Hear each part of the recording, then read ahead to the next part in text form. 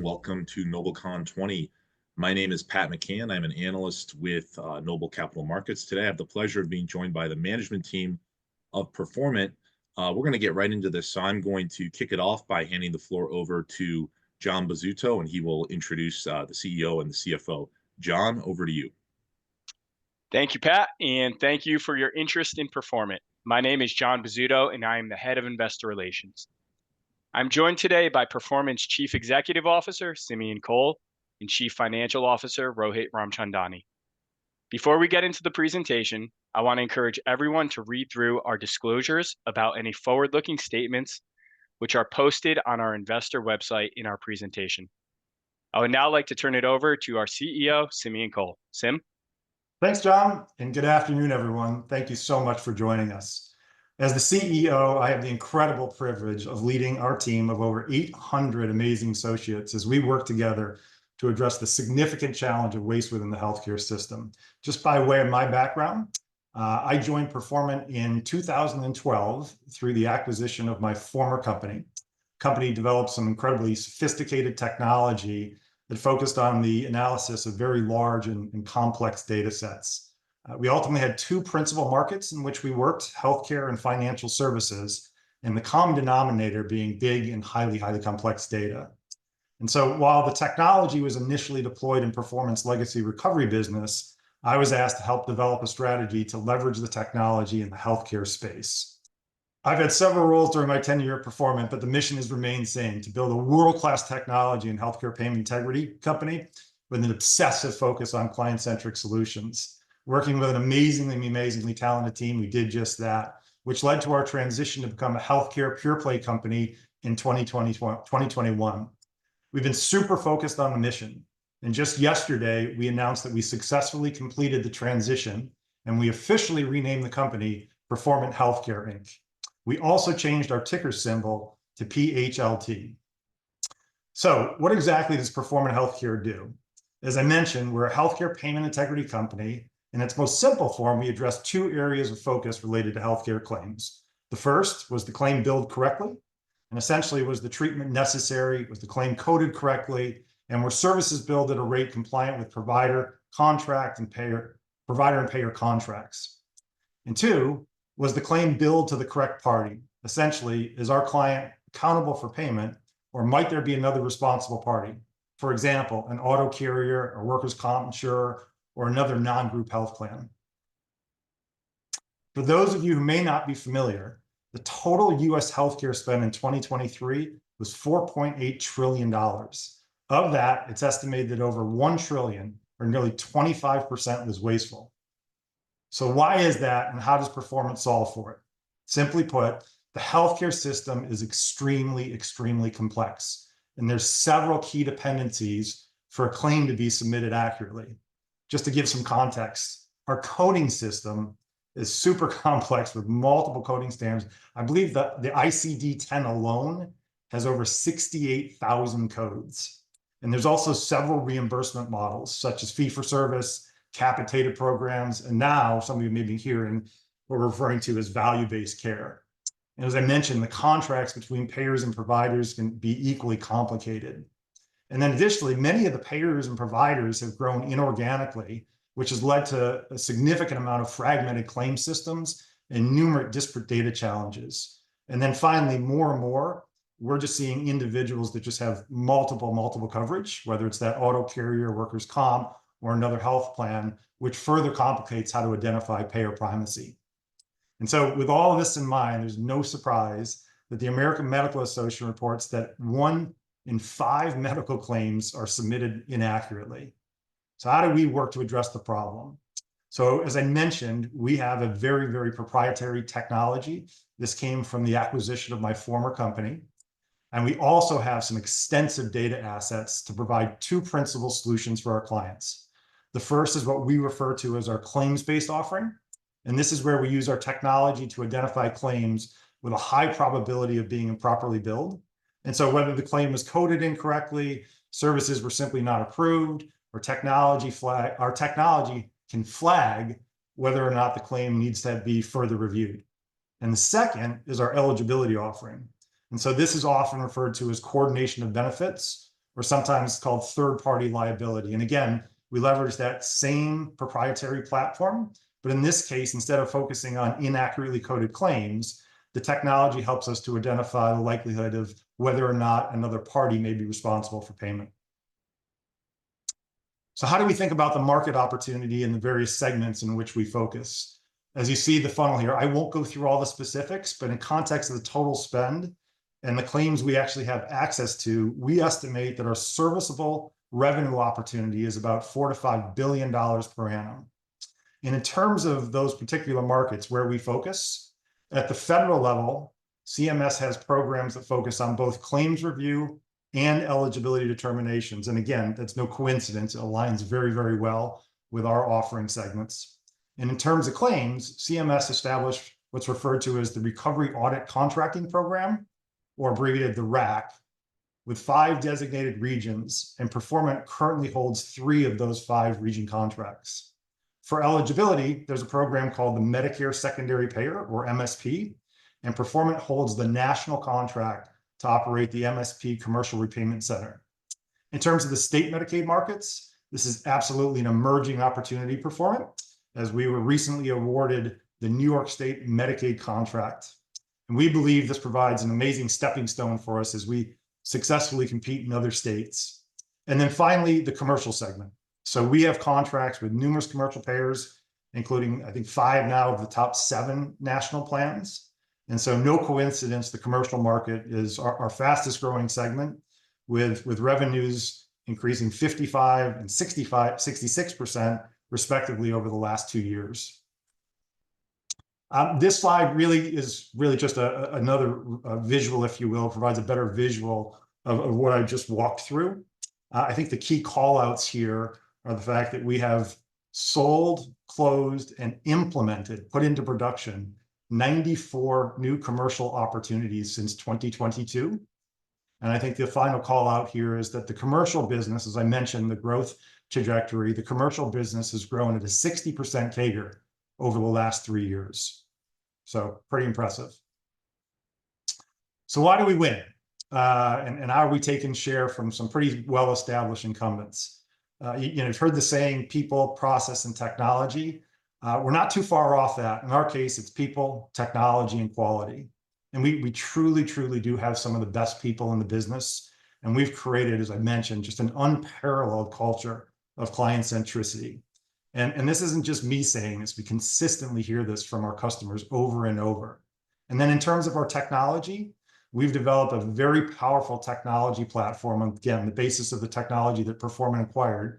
And it now incorporates machine learning, natural language processing, and a very, very sophisticated scoring model that helps us identify whether those claims are improperly billed or paid. And then this combination of people, technology, and that obsessive focus on client success really does allow us to uniquely deliver some of the highest quality and high dollar claims in the industry. And so how do we think about our avenues for growth? And so the first is what we refer to as land and expand.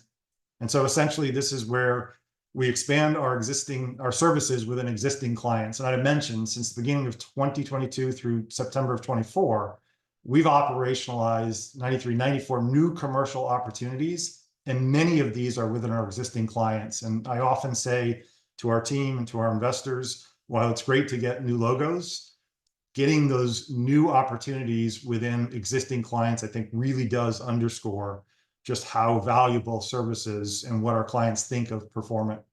And while we currently have 5 of the top 7 national commercial plans, as I mentioned, we're also seeing some great growth with new logos in the mid-market space, as well as we're expanding into new markets, again, as demonstrated by the win with the state of New York Medicaid program.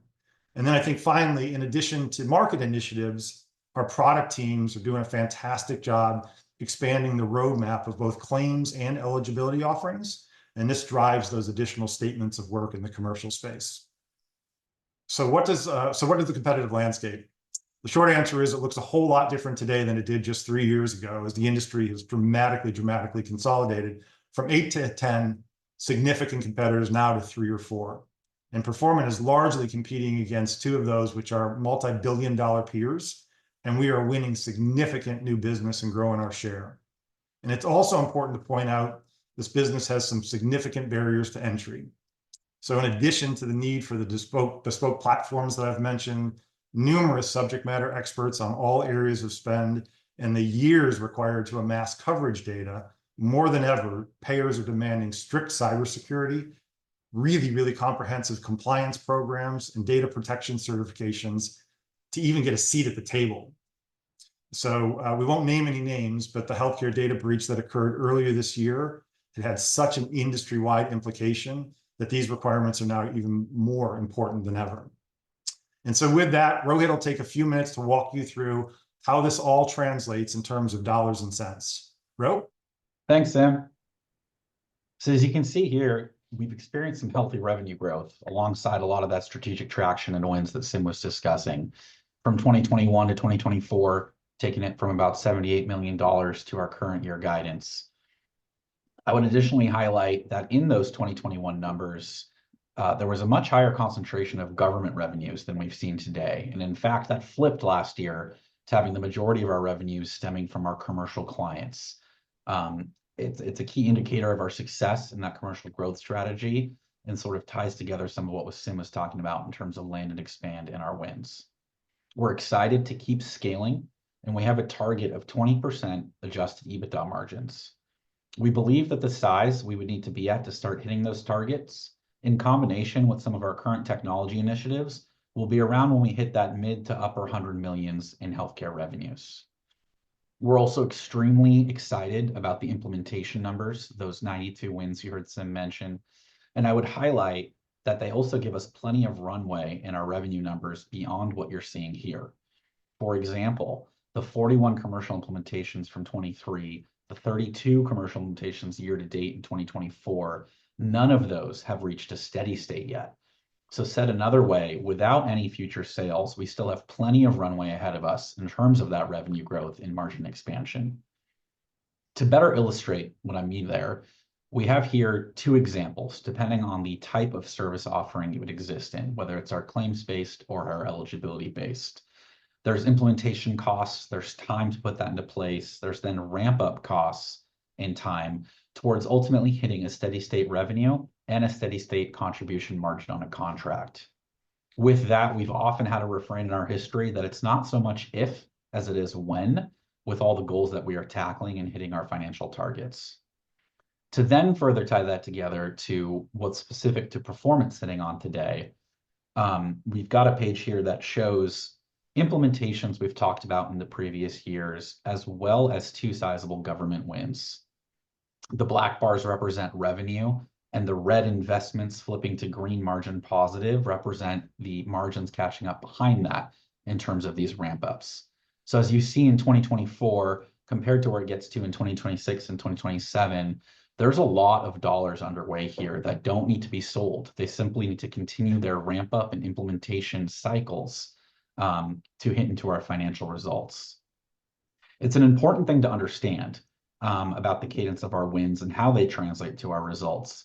As when we have new wins, they don't show up today, but they show up tomorrow. And I think the big positive in all of that is it gives us a ton of visibility into the total size of the pie that we've won in our implementing, which is always bigger than what the current revenue results show.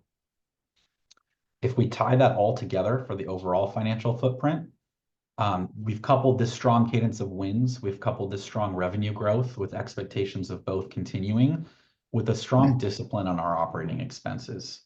We've done a great deal of work to ensure that we've got the right cost structure in place and have discipline as we approach scale investments. We do expect those operating expenses to keep growing, and in particular, in the last year, have made some discrete investments into our sales, marketing, and business development presence, as well as some key technology projects that are in support of our margin expansion initiatives. Finally, last year, we were happy to have delevered our balance sheet in tandem with us still having an available credit facility up to $25 million in total. We believe that this puts us in a strong capital position in order to tackle all our organic growth and working capital needs. We're excited about that revenue traction we've shown, and we're really excited about what we're sitting on and continue to win in terms of setting us up for our future financial targets. With that, I think I'll hand it back to Sim for any closing thoughts. Thanks, Rohit. Look, in closing, I really do want to thank everyone for taking some time to learn more about Performant Healthcare. I know it's a lot to digest in a short period of time, but we hope you now better understand why we're so excited about the business. And look, as we reflect on the significant spend and high percentage of waste that we were just sharing within the healthcare system, and frankly, in light of the incoming administration's renewed focus on addressing this challenge, we really believe that Performant is truly in a unique position to continue to play a pivotal role in helping solve this problem. So again, we thank you for the time today, and we look forward to following up with you in the future. With more than 6,000 small and micro-cap companies listed, if you're looking for the next Apple, then ChannelCheck truly is your choice.